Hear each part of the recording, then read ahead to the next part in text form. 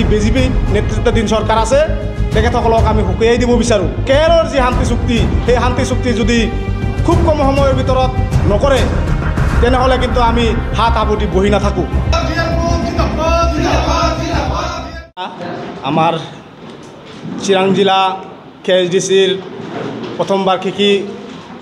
অধিৱেশন আছিল। ৰাতিপুৱা 9 বজাত পতাকা উত্তোলন, চিলাৰায়ৰ প্ৰতিচ্ছবিত মাল্যাৰ্পণ, শ্বহীদ বেদীত মাল্যাৰ্পণ আৰু বন্তি প্ৰজ্বলনেৰে আমি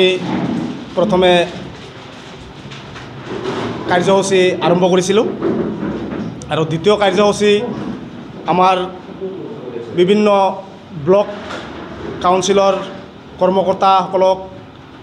আৰু ব্লক অঞ্চলৰ কৰ্মকৰ্তাসকলৰ অন্তৰ্গত যি অঞ্চল কাউন্সিল আছে, বুথ কাউন্সিল আছে, সকলো মানে আমাৰ তিনিটা ব্লক কাউন্সিলৰ 20খনকৈ ইতিমধ্যে অঞ্চল কাউন্সিল গঠন হৈছে আৰু সেই অঞ্চল কাউন্সিলৰ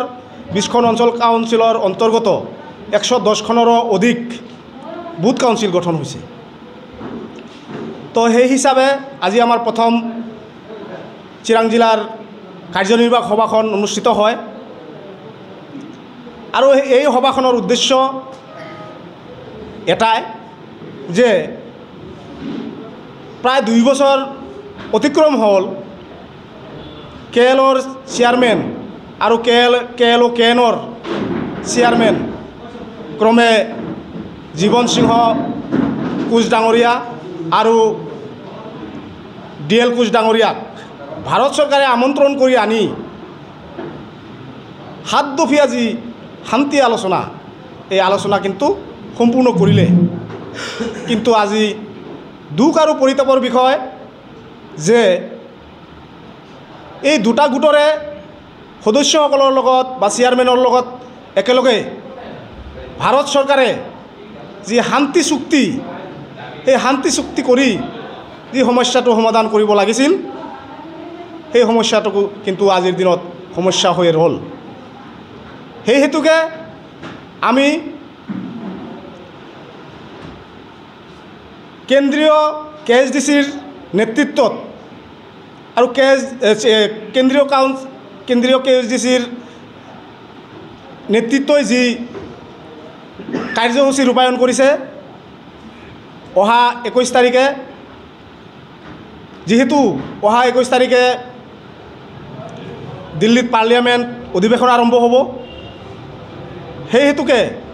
আমি অসম, বংগ আৰু বিহাৰ তিনিওটা ৰাজ্যৰ যি KSDCৰ সতীৰ্থসকল আছে, মিনিমাম 5000 মানুহ গুৱাহাটীত 21 জুলাই তাৰিখে মাছ গেদাৰিং কৰি অসমৰ মাননীয় মুখ্যমন্ত্ৰী ডক্টৰ হিমন্ত বিশ্ব শৰ্মা ডাঙৰীয়াৰ হাতত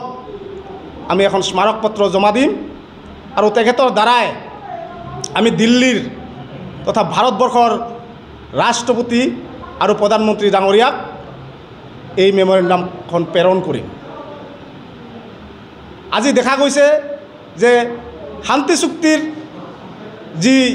ধাৰা, সেই ধাৰা কিন্তু লেহেমীয়া গতিত আগবাঢ়িছে। যি বিজেপি নেতৃত্বাধীন চৰকাৰ আছে তেখেতসকলক আমি সকীয়াই দিব বিচাৰোঁ যে আপোনালোকে যদি খুব কম সময়ৰ ভিতৰত KLৰ সমস্যা সমাধান নকৰে, কোচ ৰাজবংশীসকলৰ সমস্যা সমাধান নকৰে আৰু KLৰ যি শান্তি চুক্তি সেই শান্তি চুক্তি যদি খুব কম সময়ৰ ভিতৰত নকৰে তেনেহ'লে কিন্তু আমি হাত সাৱটি বহি নাথাকোঁ।